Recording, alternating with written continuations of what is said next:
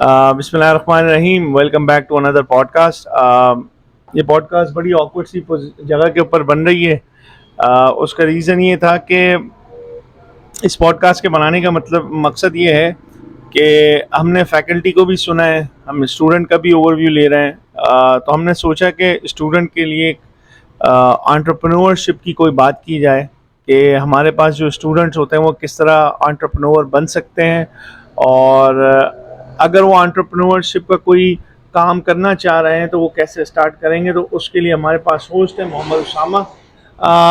मोहम्मद उसामा की इंट्रोडक्शन ये है कि मेडिकल की इन्होंने पढ़ाई की थी, फिर उसके बाद कुछ अर्सा मेडिकल फील्ड के अंदर काम किया, फिर उसके बाद इन्होंने अपना एक छोटा काम शुरू किया जो कि नेक्स्ट जेन टेक के नाम से मशहूर है। नेक्स्ट जेन टेक का बेसिकली काम ये है कि लैपटॉप की परचेजिंग, सेलिंग और उसकी ट्रबल शूटिंग वगैरह, और इनका जो स्पेसिफिक काम है वो ये एप्पल कंप्यूटर्स या एप्पल कंप्यूटर्स के अंदर डील करते हैं, which includes Apple laptops, iMacs, you name it. So let's welcome him. Mohammad Usama, क्या हाल है? अल्हम्दुलिल्लाह ठीक ठाक। आप सुनाए? अल्हम्दुलिल्लाह। उसामा मेरा छोटा भाई भी है, तो इस वजह से तो मैंने कहा कि यार एक पॉडकास्ट बना के, यार मुझे ये बताओ कारोबार कैसे शुरू किया जाए। क्योंकि तुम खुद अपना मेडिकल लाइन के बंदे थे, अच्छा खासा टाइम सर्व किया, कुछ सक्सेसफुल काम भी हुए। मतलब तुमने कैसे शुरू किया, स्टार्टिंग पॉइंट क्या है किसी भी बिजनेस को शुरू करने का? स्टार्टिंग पॉइंट बेसिकली तो मैं ये कहना चाहूँगा कि अब कोई एक तो सबसे मेन चीज़ है कि अगर आपने काम अपना स्टार्ट करना है तो आप ये नहीं है कि आप कोई दूसरा एवेन्यू भी आप उसके साथ साथ आप कर रहे हो। जैसे फॉर एग्जांपल अगर आप प्रॉपर तरीके से काम करना चाहते हो तो ये नहीं कि आप जॉब कर रहे हो उसके साथ आप काम हो गए। तो मेरा अपना जो सिनेरियो तो इसी तरह का था।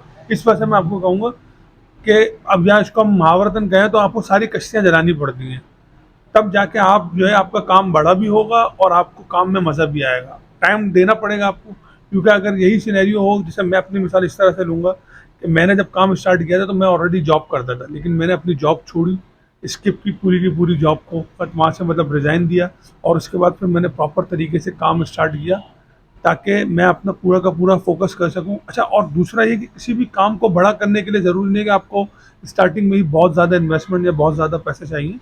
ऐसा मेरी नज़र, ये मेरा अपना सिनेरियो का पर्सपेक्टिव है कि ऐसा नहीं है। आप छोटी अमाउंट से भी बिजनेस स्टार्ट कर सकते हैं, वो डिपेंड करता है कि आप किस नौयत का काम कर रहे हैं। लेकिन लोगों का जो ये कहते हैं ना कि लोगों का एक कंसेप्ट है कि बड़ी अमाउंट हो, ज़्यादा पैसे होने चाहिए, ऐसा नहीं है। छोटी अमाउंट से भी आप बिजनेस स्टार्ट कर सकते हैं, लेकिन शर्त ये है कि आप टोटली उस चीज़ के ऊपर फोकस हो कि हाँ मैंने ये काम करना है, और बिजनेस को डेडिकेशन आपकी हो, उसके टोटली उस काम के लिए डेडिकेटेड हो। मतलब जो भी आप बिजनेस स्टार्ट करना चाह रहे हैं, ये नहीं है कि आप कोई जॉब कर रहे हैं और सेकेंडरी तौर के ऊपर या पार्ट टाइम के तौर पर आप बिजनेस करना चाह रहे हो, तो वो मेरी नज़र में वो कामयाब नहीं है। अच्छा, मुझे ये बताओ तुम कि इन्वेस्टमेंट की तुमने बात की। चलो इन्वेस्टमेंट के ऊपर तो हम बाद में आएंगे। देखो, कोई बंदा नया काम शुरू करता है तो क्या उसको उस काम का पता होना चाहिए? मिसाल के तौर पे कहा यह जाता है कि यार if you want to become a mechanic, या अगर आपने कोई मोटरसाइकिल के पार्ट्स की दुकान करनी है तो कम से कम आपको इतना तो आइडिया हो कि मोटरसाइकिल के पार्ट्स वगैरह का, मतलब टेल मी अबाउट दिस कि वो कैसे होगा, क्या होगा। अगर कोई नया बंदा काम शुरू करना चाह रहा है, वो क्या करेगा? सॉरी।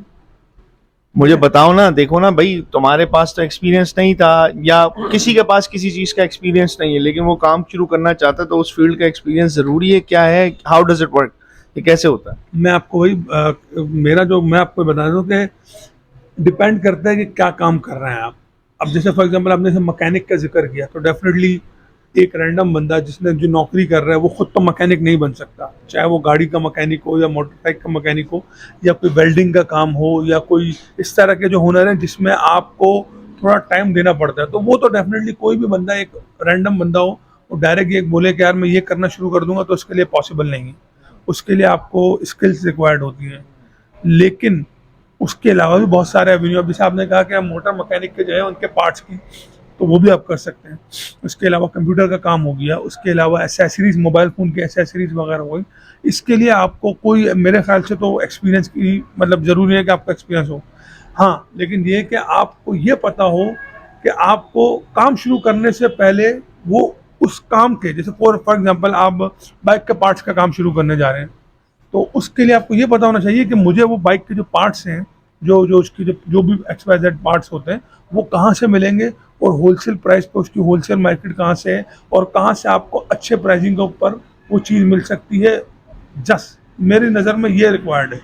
चाहे आप कोई भी काम शुरू कर रहे हो, आपको उसकी बुनियाद जो बेस है ये पता होनी चाहिए कि यार उसके जो पार्ट्स हैं वो मुझे कहाँ से मिलेंगे बेचने के लिए, और अच्छे प्राइस में होलसेल रेट में कहाँ से मिलेगा। क्योंकि जितनी अच्छी आपकी परचेजिंग होगी कारोबार में, उतना ही आपके लिए आसानी होगी। बाकी सीखना सिखाना बेचना वो बंदा सब कुछ सीख जाता है। उसके लिए मेरी नज़र में, मैं उस बात को नहीं मानता। मतलब मैं मेरा अपना पर्सपेक्टिव ये है कि मैं नहीं समझता कि आपको कुछ भी करने के लिए आपको पहले वो चीज़ आनी चाहिए। अगर आपने कोई काम स्टार्ट करना है तो वो आप स्टार्ट कर सकते हैं। तो फिर लोग क्यों नहीं करते? मतलब इतने लोग हैं, 10 लोगों के दिमाग के अंदर आइडियाज होते हैं, तो मतलब वो क्या चीज़ होती है जो कि उनको रोक रही होती है? आप एक तो तुमने पहले मुझे क्लियर कर दिया कि भाई आपको कश्तियां जलानी पड़ेंगी और ये करना पड़ेगा, लेकिन क्यों नहीं लोग कर रहे हैं भाई? अगर काम के अंदर ऐसा ही है, अगर बंदा, बाज लोग ऐसे भी हैं भाई, अगर आप जॉब के ऊपर टाइम दे रहे हो, आप अपना कोई खोल के बैठ जाओ, व्हाट इज इट जो को उनको मोटिवेट करेगी कि काम करने के लिए? देखिए, सबसे पहले तो है कि जो भी नया बंदा होगा उसको यही टेंशन लगी होगी क्या है कि काम चलेगा नहीं चलेगा, कितना टाइम लगेगा उसको काम चलने के अंदर, आया कि मैं अपना खर्चा निकाल सकूंगा या नहीं निकाल सकूंगा। तो मैंने आपको कहा कि नौकरी पेशा है। ऐसे हमारे मतलब बाजार के अंदर ऐसे लोग हैं जो मतलब जॉब भी कर रहे हैं और साथ साथ उनका काम भी चल रहा है। बाद ये लोग मतलब मार्केट के अंदर काम भी कर रहे हैं। लेकिन एक आपने जो सवाल किया कि एक नए बंदे के लिए काम स्टार्ट करना, उसके लिए क्या है, उससे सबसे मेन चीज़ है उसके लिए पैसे। लेकिन अभी तो तुम बोल रहे थे कि पैसे की सच इम्पोर्टेंस नहीं है, थोड़ी सी भी इन्वेस्टमेंट के ऊपर हो जाएगा। लेकिन मतलब लेकिन सर वही तो कह रहा हूँ कि वो थोड़ी इन्वेस्टमेंट भी तो हर किसी के पास नहीं होती आजकल के दौर में। सारा मसला तो है काम करने के, काम खोलने के, हर कोई काम वो मतलब ख्वाहिशात तो बहुत सारे होते हैं, लोग मतलब बहुत ख्वाहिशमंद होते हैं कि हम अपना काम स्टार्ट करें, हम स्टार्ट करें। लेकिन उस काम की नौयत के हिसाब से वो अमाउंट भी तो होनी चाहिए जो सर्टेन अमाउंट होती है। प्लस दूसरा ये कि सबसे मेन चीज़, आपको एक शॉप चाहिए होती है। अगर आपकी अपनी शॉप ना हो, आप रेंट के ऊपर काम करना चाह रहे हो, रेंट की शॉप हो, तो सबसे ज़्यादा जो आपको भारी पड़ता है वो रेंट पड़ता है शॉप का। तो मेन चीज़, एक बिगनर जो भी कारोबारी आदमी है, चाहे वो थोड़ा बहुत भी सामान रख के वो चंद पैसों मतलब चंद थोड़ी सी अमाउंट में भी इन्वेस्टमेंट करे है, लेकिन उसको सबसे मेन चीज़ जो वो कंज्यूम जो उसको भारी पड़ती है वो किराया होता है दुकान का। तो मैं यही तो बोल रहा हूँ कि वो सस्टेनेबिलिटी का मॉडल वो कैसे लेके आएगा यार? आप तो लकी थे कि आपकी अपनी दुकान थी, लेकिन एक दूसरा बंदा है, लेट्स से कि उसके पास 2 लाख रुपए है, 2 लाख रुपए काम करना शुरू शुरू करना चाह रहा है, किराया कहीं मार्केट में लेने के लिए आता है, उसको एडवांस देना पड़ेगा। बाय द टाइम वो एडवांस दे के उस दुकान से फारिग होगा तो वो क्या करेगा यार? मतलब ये भी तो है ना, इसके अलावा क्या, मतलब वो कैसे करेगा? मतलब कोई बंदा काम, ये तो है नहीं कि वो करोड़ों रुपए लेके आएगा, ये तो होगा नहीं। उसके लिए क्या है? उसी के लिए ही तो मैं आपको ये बता रहा हूँ कि देखें, अगर मैं उस सिनेरियो में होता, फॉर एग्जांपल कि अगर मेरी अपनी शॉप नहीं होती, मैं रेंट के ऊपर होता, तो मेरी कोशिश यही होती कि मैं ज़्यादा से ज़्यादा जितना कम से कम मतलब रेंट के ऊपर वो शॉप ढूंढता जिसका रेंट बहुत कम से कम हो और जिसमें मुझे एडवांस भी कम देना पड़े। ये मैं आपको ग्राउंड रियलिटीज़ की बात बता रहा हूँ, जो एक छोटा कारोबारी या जो छोटा कारोबारी जो काम स्टार्ट करना चाहेगा, जो सोचेगा। क्योंकि मैं अपने आप को उस जगह पर रखता हूँ, मैं कोई बड़ा कारोबारी नहीं हूँ, मैं बड़ा काम करने वाला नहीं हूँ, लेकिन मैं अभी भी अगर मेरे पास शॉप अपनी ना हो तो मैं ही कोशिश करूंगा कि मुझे मार्केट का, इवन कि हमारी मार्केट में भी, आप हमारी मार्केट में आपको अगर काम बंदा करना है तो वो नीचे, आप जरूरी नहीं कि आप ग्राउंड फ्लोर पे करें, आप ऊपर भी बैठ के काम कर सकते हैं। और आजकल वैसे भी ऑनलाइन का बहुत कंसेप्ट है। हमारी मार्केट के बराबर में बहुत सारे ऐसे मॉल्स बने हुए हैं जो मोबाइल फोन्स के मार्केट है, मॉल्स हैं जो नहीं चलते हैं, लेकिन उनके ऊपर रेंट, वहाँ पर रेंट सस्ता है। तो मेजॉरिटी ऐसे ऐसे बंदे हैं जो वहाँ पर डेली बेसिस के ऊपर लाखों रुपए का काम कर रहे हैं, लेकिन वो ऑनलाइन काम कर रहे हैं। काम उन्होंने करना है ना, वो ऑनलाइन वही मार्केट से सामान लिया, वहाँ पर उन्होंने एडवर्टाइजमेंट डाली फेसबुक वगैरह के ऊपर और OLX वगैरह के ऊपर और मुख्तलिफ जो है सोशल मीडिया प्लेटफॉर्म के ऊपर चीज़ें डाली, और वहाँ के थ्रू वो मार्केटिंग करके उन्होंने वहाँ पर बैठे हुए। उनको कोई ज़रूरी नहीं कि वो मार्केट में बैठे, ऑनलाइन काम कर ले। आपको ज़रूरी नहीं है कि आपने जो है अगर काम स्टार्ट करना है तो आप जो है आजकल के दौर में, जब मैं आज से आपको बता रहा हूँ कि 6-7 मतलब 7-8 साल पहले की बात मैं आपको कहूँ, उस वक्त ज़रूरी था कि आपको अपना टीआ ज़रूरी है, मतलब टीए से मुराद ये कि आपको अपनी शॉप रिक्वायर्ड होना ज़रूरी है। लेकिन पेंडेमिक के बाद, कोविड के बाद से कारोबार के डायनेमिक्स टोटली डिफरेंट हो गए हैं। अब आपको ज़रूरी नहीं है कि आपके पास शॉप हो, या अगर शॉप हो भी तो वो मार्केट के अंदर हो, ये ज़रूरी नहीं है। आप कहीं पर भी बैठ के घर से काम कर सकते हैं, क्योंकि मैं बाज़ार में बैठा हूँ, मेरे पास ऐसे बहुत सारे मेरे ऐसे क्लाइंट हैं जो ऑनलाइन काम करते हैं और जिनका बड़ा अच्छा काम चल रहा है, और वो बाकायदा आते हैं हमसे लैपटॉप लेके जाते हैं, ऑनलाइन बेचते हैं, और ऐसी जगहों पर ऐसे ऐसे मॉल्स के अंदर उन्होंने ली हुए, बोलते हैं यार वहाँ पर रेंट कम है, 5,000 रुपये 8,000 रुपये इस तरह का रेंट है, उसके ऊपर जो है वो लोग जो है वो इजीली तौर के ऊपर जो है वहाँ से रेंट कम में मिलता है, वहाँ से वो ऑनलाइन सेल भी करते हैं, कस्टमर आता है उनसे लेके चले जाते हैं।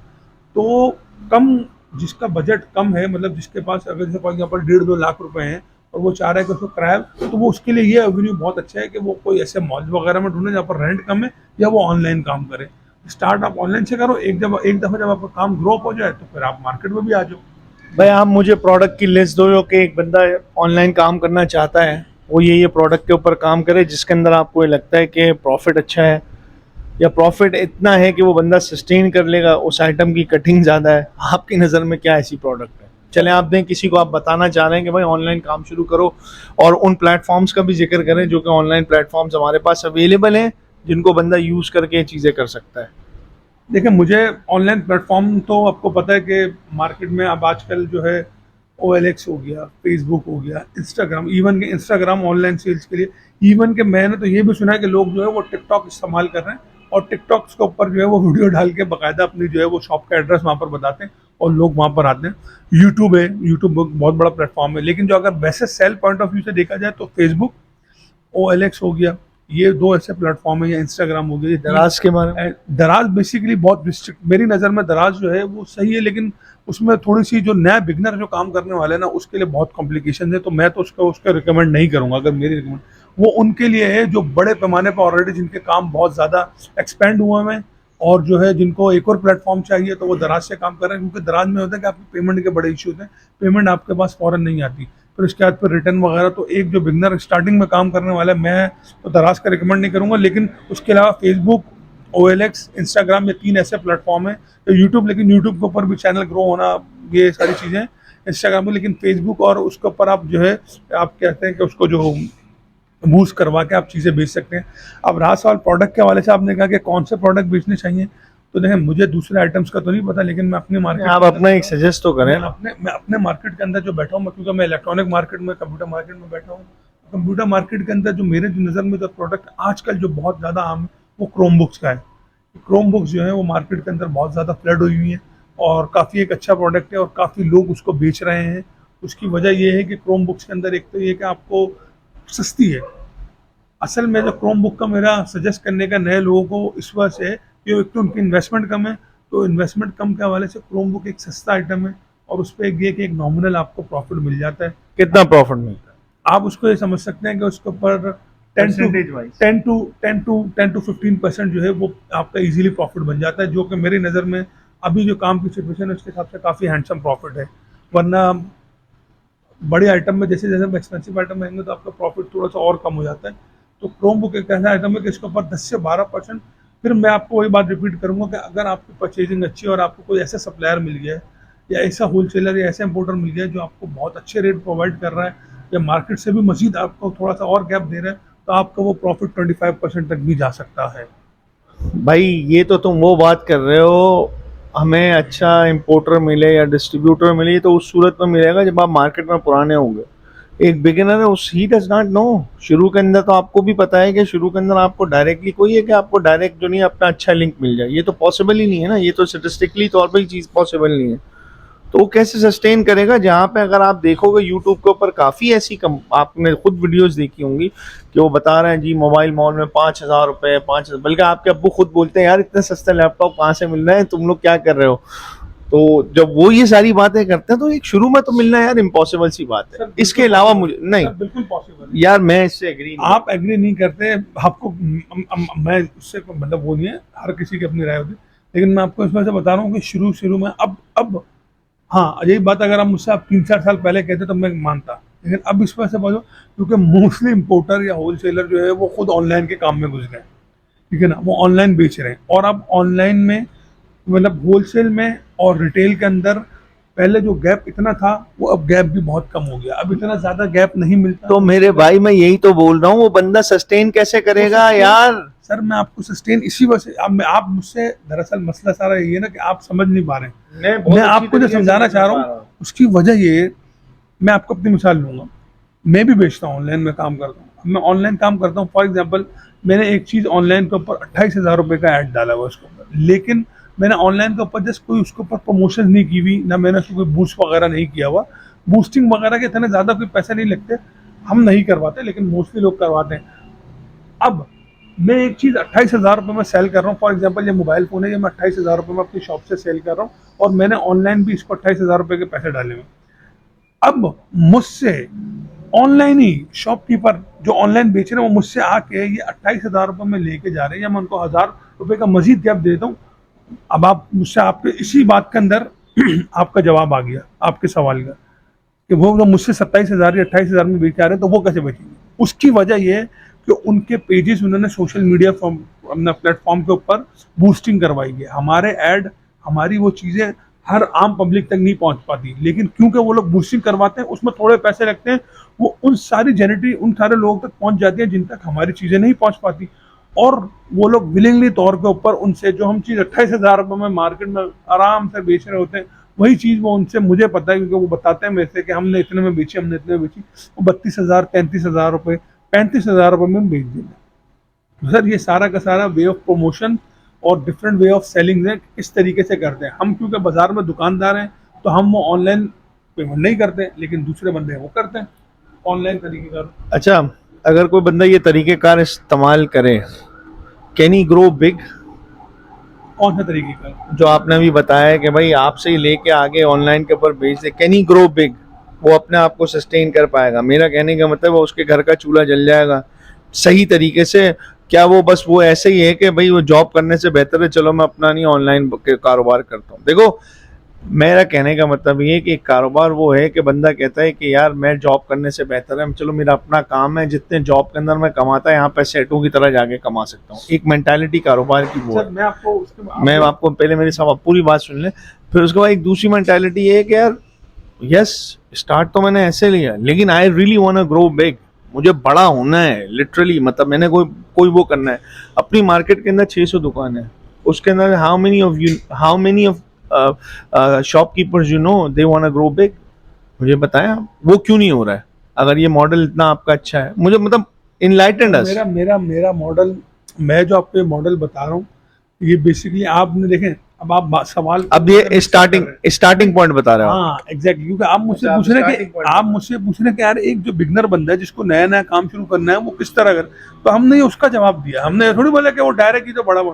अब रहा सवाल अब वो कैसे बड़ा, अब वो बड़ा कैसे होगा था? तो बड़े होने के लिए उसको फिर इन्वेस्टमेंट अपनी करनी पड़ेगी, बड़ी करनी पड़ेगी। और बड़ी किस तरीके से होगी कि उसको अपनी जो क्या कहते हैं सेल्स को बढ़ाना पड़ेगा। अब आप बोलेंगे यार सेल्स कैसे बढ़ाएंगे? सेल्स बढ़ाने के लिए जो मेरी नज़र में जो सबसे मेन चीज़, क्योंकि जो मार्केट में, पाकिस्तान में खासतौर पर कराची में जो मार्केट की कमी है वो है जो है आफ्टर सर्विस और कस्टमर सर्विस। सेल्स के बाद जो आपको जो होता है ना कि सिर्फ बेचना ही मकसद नहीं है, लेकिन यहाँ पर मेजॉरिटी लोग, क्योंकि हम बाजार में बैठे हुए हैं, तो उनका मकसद ये होता है कि बस बेच दिया, उसके बाद बस हमारी जान छुड़ गई, अब हमें बंदे से कोई लेना देना नहीं है। वो चीज़ जो है वो वापस आए तो उसको सही तरीके से एंटरटेन नहीं करते, ये गलत है। तो आपको सेल्स करनी है, सेल के बाद उसको फिर जो है कस्टमर सर्विस भी प्रोवाइड करनी है। अगर आप कस्टमर सर्विस अच्छी तरीके से प्रोवाइड करेंगे, आपका ऑटोमेटिकली, ये गारंटीड मैं आपको कह रहा हूँ कि आपके जो है वो कस्टमर सर्कल जो है वो बढ़ेगा। और वो इतना बढ़ेगा एक वक्त के बाद कि आप खुद परेशान हो जाएंगे कि आप बोलेंगे कि यार मैं, आपको डेफिनेटली फिर उसके लिए एम्प्लॉय हायर करने पड़ेंगे। फिर एम्प्लॉय हायर करने का अगर चले फेज बाद में आता है, उससे पहले आपको एक आपको अपना स्टॉक इन्वेंट्री को बढ़ाना पड़ेगा। फिर आप डेफिनेटली फिर हंड पे निकलेंगे। पहले आप स्टार्टिंग में ये होगा कि आप एक पीस लोगे, बेचोगे, फिर दूसरा पीस लोगे। स्टार्टिंग में ही होता है कि 2 पीस 5 पीस ले लिए, उसको बेचे, फिर जो पैसा है इस तरह करके। फिर आहिस्ता आहिस्ता जब आपका काम बढ़ेगा, आपके पास ऑटोमेटिकली फिर आपकी सेविंग भी होगी। जो आपका प्रॉफिट होगा आप सेविंग भी करेंगे, क्योंकि सेविंग करना बहुत ज़रूरी है। सेविंग करेंगे साथ साथ फिर आप जो है अपना स्टॉक को बड़ा कर सकते हैं। फिर आप बड़ी परचेजिंग करेंगे, फिर खुद अपनी परचेजिंग, जब आप अपनी तरीके से खुद अपने पास स्टॉक परचेज करके ज़्यादा क्वांटिटी में रखना शुरू करेंगे, तो उसके बाद फिर जो है वो आपका काम बड़ा ग्रो अप होगा। सिर्फ ऑनलाइन करने से मेरी नज़र में फिर वो यही है कि वो डेली बेसिस के ऊपर आप समझ लें कि दिहाड़ी लगाना हुआ, कि बट एक पीस बेच दिया, उसकी दिहाड़ी लग गई, चलो भाई घर का चूल्हा चल गया, वो है। लेकिन बड़े काम के लिए आपको अपना स्टॉक, अपनी इन्वेंटरी आपको अपने पास रखनी ज़रूरी है। कोई आपने अपने काम के अलावा दूसरी प्रोडक्ट नहीं बताई?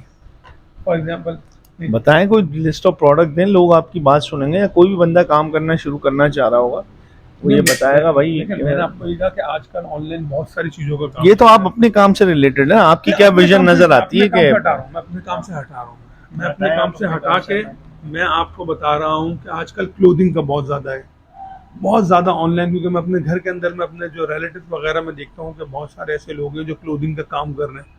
क्लोथिंग में कपड़े भी हो सकते हैं, उसमें बेडशीट्स वगैरह, ये बहुत ऐसा आइटम है जो लोग, इसमें ये कि इन्वेस्टमेंट भी ऐसे कोई इतनी ज़्यादा आपको बड़ी नहीं होती। और उसके बाद फिर ये कि आपके अगर अपना प्रोडक्ट अच्छा है तो आपको ये कि अच्छा मतलब काम हो सकता है। यार मैं यही तो जानना चाह रहा हूँ, आपको पता कैसे चलेगा कि ये प्रोडक्ट बहुत जबरदस्त है? क्योंकि 10,000 लोग बेच रहे हैं, हाउ वुड दे नो कि ये प्रोडक्ट बहुत अच्छा? भाई मेरा, अब जैसे तुम्हें पता है, देखें, ये जो आप सवाल कर रहे हैं ना कि प्रोडक्ट, ये बेसिकली आप जो है वो बात कर रहे हैं।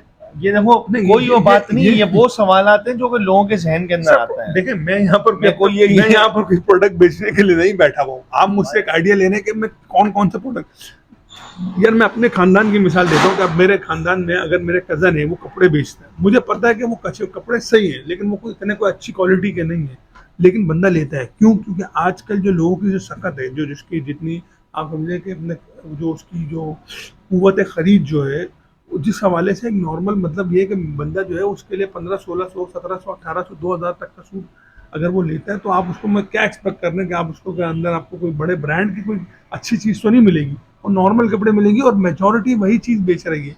उसमें क्वालिटी वगैरह कहाँ फिर ये है कि आप जब परचेजिंग करेंगे, फॉर एग्जाम्पल आपने कपड़ों का काम शुरू करना है, अब आप कपड़े के बाजार में आते हैं, होलसेल मार्केट में, वहां पर या शुरू में कोई भी कभी भी अच्छी सोर्स नहीं मिलती, हमारा भी सोर्स अच्छी नहीं मिलती। मैं आपको एक बात बता रहा हूँ, परचेजिंग जानदार अच्छी नहीं मिली है हमारी, अभी भी स्टिल कोई अच्छी सोर्स नहीं है, मैं आपको बता रहा हूँ। लेकिन मैं आपको बता रहा हूँ कि जब आप कपड़ा लेने जा रहे हैं, सूट लेने गए, तो वो आपको बोलेगा यार ये एक सूट है, ये 800 रुपये का, और यही सूट इसी शेप के अंदर ये 1200 का, और यही एक सूट है 1500 रुपये का।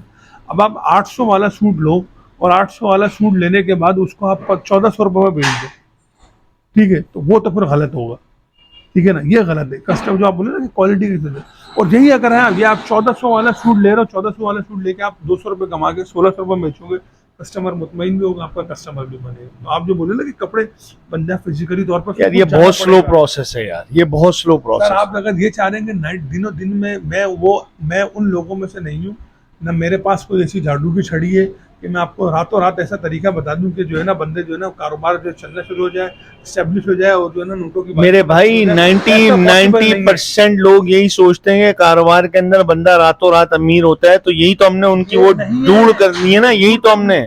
अगर आप देखें, आपने मुझे ये नहीं बोला कि ये दूर करनी है, आप अपनी बातों के, आपके भी तो मसला ये है कि आपके भी सवालात के फेसिस हर बार चेंज हो रहे हैं।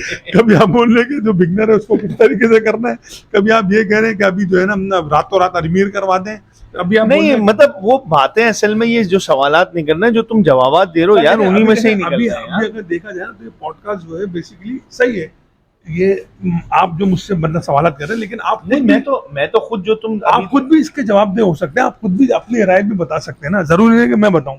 मैंने आपको ग्राउंड रियलिटीज के हिसाब से बताया। अगर कोई बंदा, मैं अपने जो भी व्यूअर्स हैं, आपके चैनल के व्यूअर्स हैं, उनके बात कहूँगा, अगर कोई बंदा ये समझता है कि कारोबार से वो रातों रात अमीर हो जाएगा, या मतलब उसका जो है ना वो सालों के अंदर, चंद सालों के अंदर ही वो उसका वो हो जाएगा, तो ये पॉसिबल नहीं है, जायज़ तरीके से तो पॉसिबल नहीं है। अल्लाह के आप कोई ऐसा कोई स्मगलिंग वगैरह का कारोबार करें तो जिससे पॉसिबल हो। यार गुटके मावे का काम कैसा है? गुटके टोटली सर मैं लेकिन मैं आपको ये जरूर गारंटी दे रहा हूँ आपके व्यूअर्स को, मैं अगर आप हलाल और जायज़ तरीके से काम करेंगे और टाइम देंगे, प्रॉपर डेडिकेशन आप अपनी देंगे कारोबार को, तो मैं आपको गारंटी देता हूँ, साल लगेगा, 1.5 साल लगेगा, 2 साल लगेगा, लेकिन आपको बेनिफिट मिलेगा, आपको फायदे आना शुरू होंगे। लेकिन शर्त यह है कि जायज़ तरीके से और टाइम देना है। आप सर क्यों ला रहे हैं ये भी बता दें मुझे, ये भी मेरा एक सवाल है आपसे। नहीं, मैं सर नहीं ला रहा, मैं खाली ये पूछ रहा हूँ गुटके मावे का कारोबार कैसा है भाई, और कितना क्या है बंदा कर सकता है क्या? बेचता नहीं हूँ ना, मैं खाता हूँ, तो मुझे इसके आइडिया हवाले है, से एक जहन के अंदर बात आई है, गुड़ का आइडिया मावा मेरे तो हाँ बहुत है, कुछ है, 90% लोग हैं कुछ मेरे कुछ उसके अंदर हैं कजनों के बारे में कजनों में कजन नहीं अब ना मतलब सर्कल में तो नहीं कहेंगे लेकिन हैं कुछ करीबी लोग हैं जो मावा और गुटखा खाते हैं, तो उनके मुताबिक तो तकरीबन आप समझ लें कि 100% प्रॉफिट है, 100% प्रॉफिट, जो कि मैं आपको कम बता रहा हूँ, मतलब 150%, 200% प्रॉफिट। लेकिन बात वही है कि सर मेरी नज़र में तो वो काम जायज़ नहीं है, क्योंकि वो एक तरीके से आप समझ लें जहर खिला रहे हैं लोगों को, और वो सही नहीं है पहली चीज़। और दूसरा ये कि फिर अगर आप चलो जो आपने हिम्मत करके आपने ये इरादा कर लिया कि मैंने अब जहर खिलाना ही है लोगों को, ठीक है ना, तो उसके लिए आपका दिल बड़ा होना चाहिए, आपके अंदर माजत चाहूँगा तप्पड़ होनी चाहिए, अल्फाज में साइलेंट खुद ही कर देता हूँ, होना चाहिए।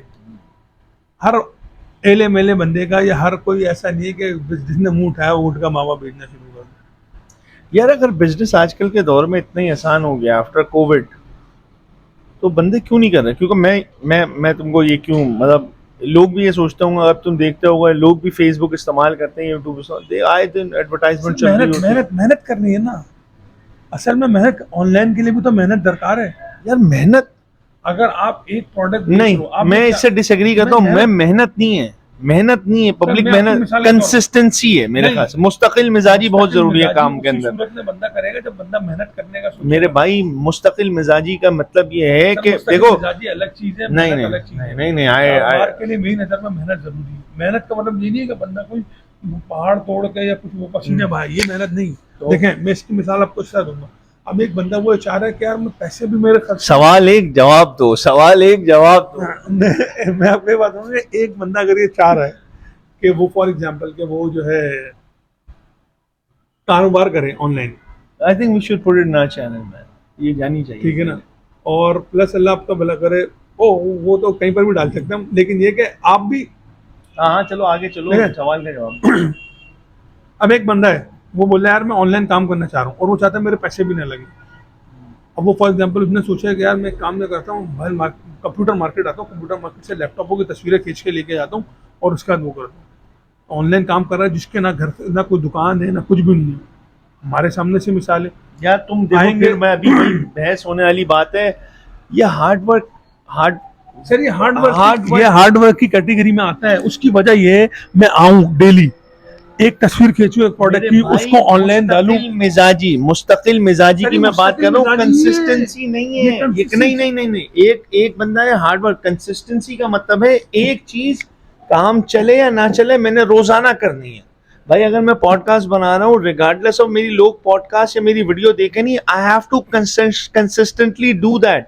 कंसिस्टेंसी मुझे लगता है कि is a key rather than a hard work. Hard work क्या है यार जानी, इसके अंदर हार्ड वर्क का मतलब ये नहीं है भाई एक मैंने वीडियो बनाया उसको, मतलब है जो ऑनलाइन काम कर रहे हैं उनमें अपना कंसिस्टेंसी नहीं है। है उनके अंदर, मुस्तकिल मिजाजी है, रोजाना वो पोस्टें करते होंगे, इधर उधर बूस्टिंग करते होंगे, हर वक्त उनके ऑर्डर कोई लगते हैं बूस्ट के ऊपर यार। Exactly. मुस्तकिल मिजाजी, लेकिन this guy is coming in and continuously तौर पे तस्वीरें जिसको भी भेजनी है वो अपने उसके ऊपर चढ़ा रहा हार्ड है। वर्क भी तो है यार हार्ड वर्क नहीं है ना, हार्ड वर्क आजकल इस तरह नहीं रहता हूँ, मैं डेली गुलशन से इधर आऊँ और आके तस्वीरें खींचूं, फिर उसके बाद जाऊं, फिर मैं बेचूं, फिर मैं उसका डिलीवर भी करने हूँ, ये हार्ड वर्क भी है सर।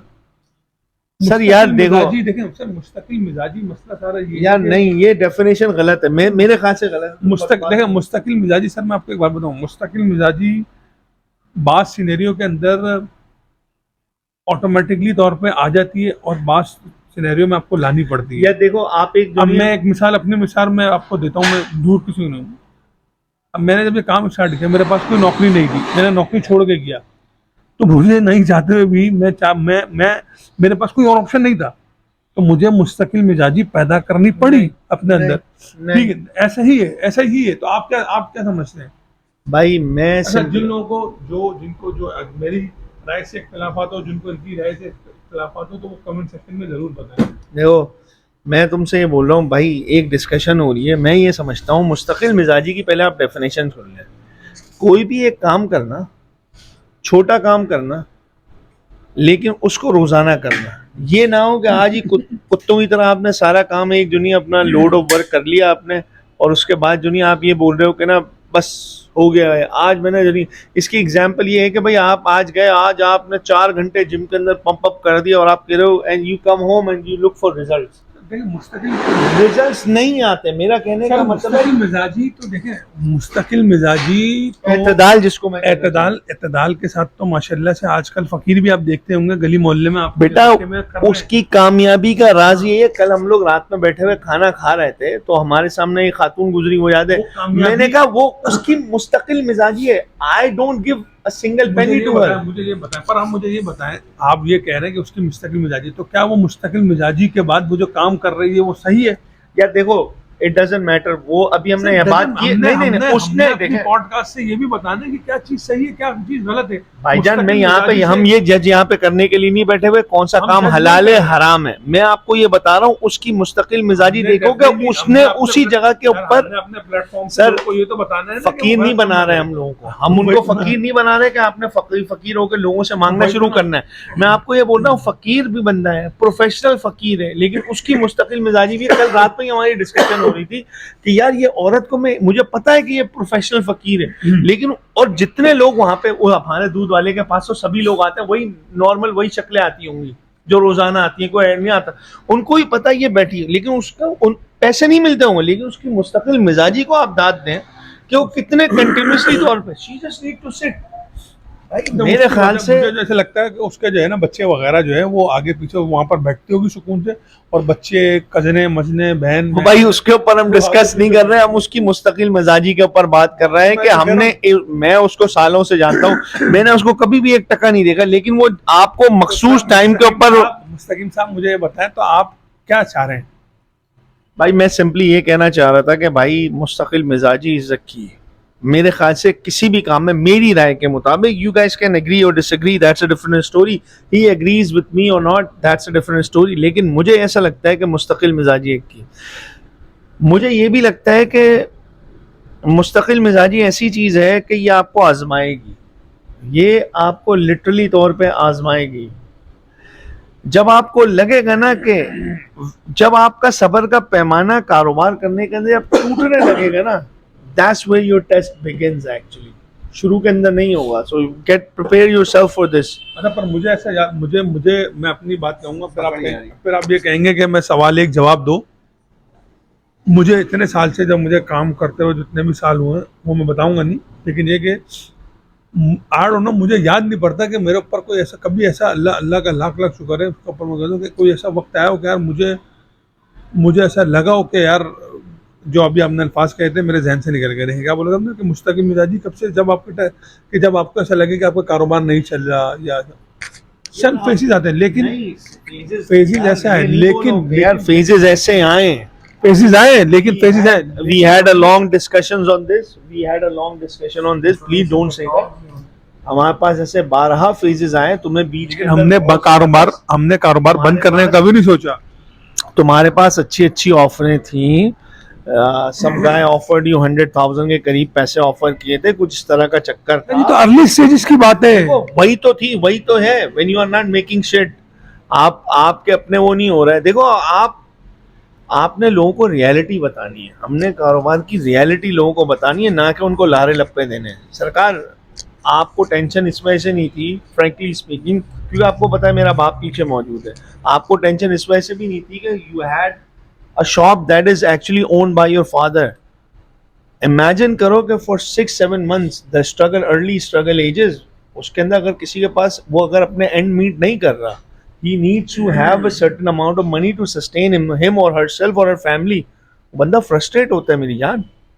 तो ये वो चीज़ें हैं जो इनको बतानी है कि consistency is the key, you have to give your time accordingly, you have to give your time when you are starting a business, you have to give time।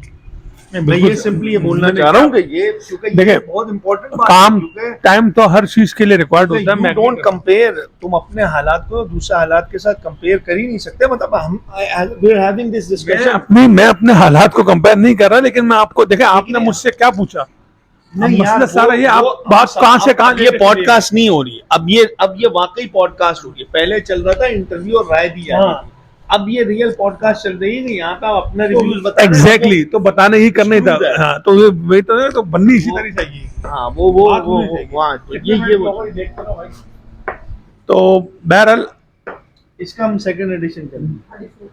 बस अभी मेरे ख्याल से अभी के लिए वो है, फिर आगे इंशाल्लाह तुम नहीं करो, मैं करूँगा तो पे थोड़ी आएगी, आपके चैनल पे आएगी। वो दोनों पे डाल देंगे। तो विल कंटिन्यू दिस इंशाल्लाह नेक्स्ट टाइम पार्ट 2। हमारे पास कुछ और लोग भी हैं, अब्दुल सबूर गयानी वगैरह, उनको भी बुलाएंगे।